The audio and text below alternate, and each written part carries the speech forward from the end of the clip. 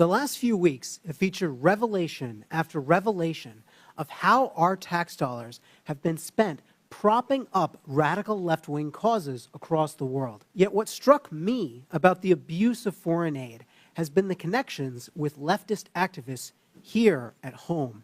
The left's dark money network features George Soros and his Open Society foundations, the Tides Foundation, and the network of nonprofits established by Arabella Advisors. The left's dark money network has deep ties to USAID, which has rightly received renewed scrutiny under Doge and after Elon Musk shined a light on it. The Soros-founded nonprofit has a long history with USAID. In 2001, the Soros Foundation's network, which became Open Society, listed USAID among its donor partners. Open Society and USAID have jointly funded the Organized Crime and Corruption Reporting Project, a news outlet that attacked conservatives for, you guessed it, criticizing Soros. Open Society and USAID also jointly fund the East-West Management Institute. Among other things, the institute launched court changes in Albania that critics allege resulted in the prosecution of Albanian opposition leader Sali Berisha, silencing the opponent of the country's socialist prime minister.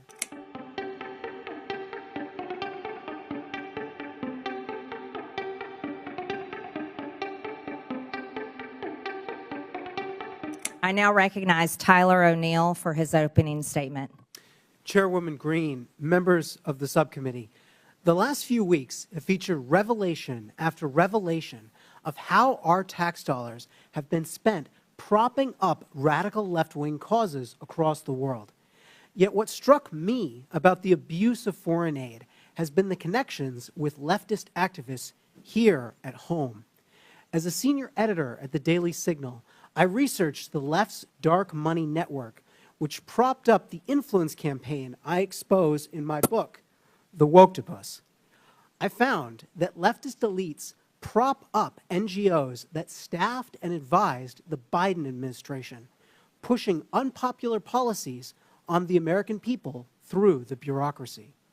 In my remarks, I will present 3 examples of how the left's dark money network intersects with just one agency focused on foreign aid, the U.S. Agency for International Development.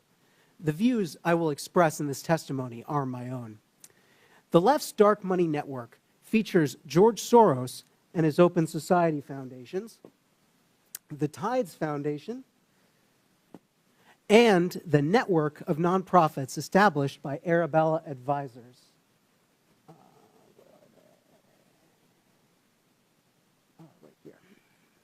These groups, which you can see on this chart, funnel cash to DEI, transgender, and climate alarmist causes, divisive issues that the Biden administration prioritized over addressing the concrete needs of the American people.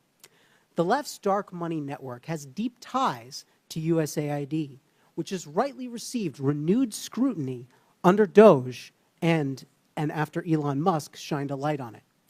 While the Open Society Foundations has stated that it does not receive funds from USAID or direct USAID's spending, the Soros-founded nonprofit has a long history with USAID.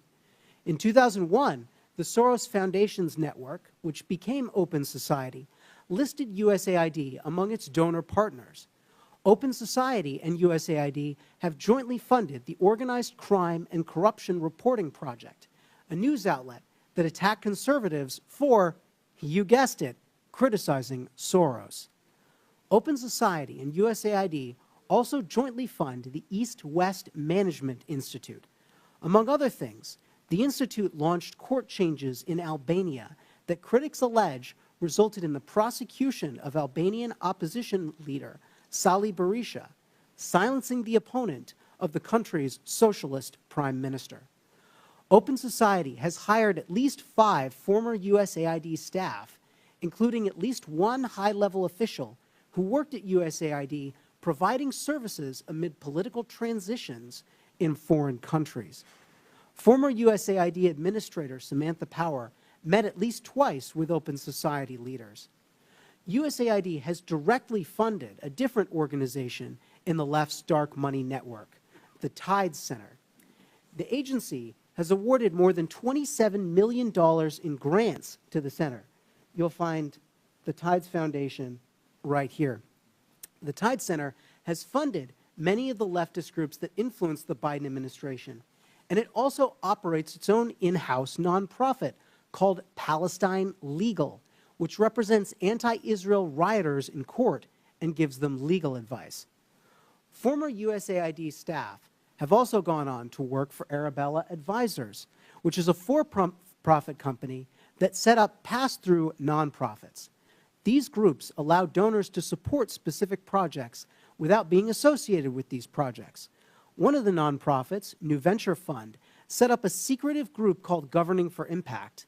Even though Governing for Impact had existed for barely 2 years and did not appear in a Google search at the time, its leaders met with and advised top staff in the Biden administration, executive-level bureaucrats who oversaw the vast federal bureaucracy.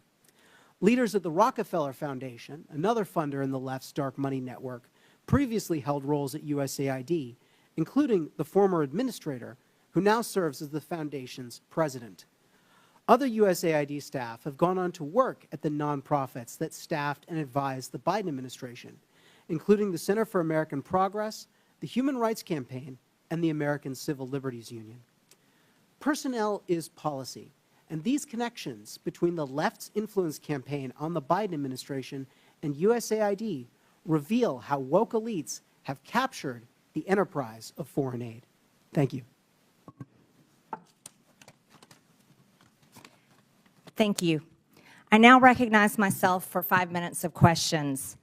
And I will inform this committee and the public watching that if, pardon? Oh, sorry. I'm sorry, Mr. Unger. Apologize. I didn't mean to skip over you. I now recognize Mr. Unger for 5 minutes. Madam Chair, Ranking Member Stansbury, distinguished members of the subcommittee, I am honored to share my views with you.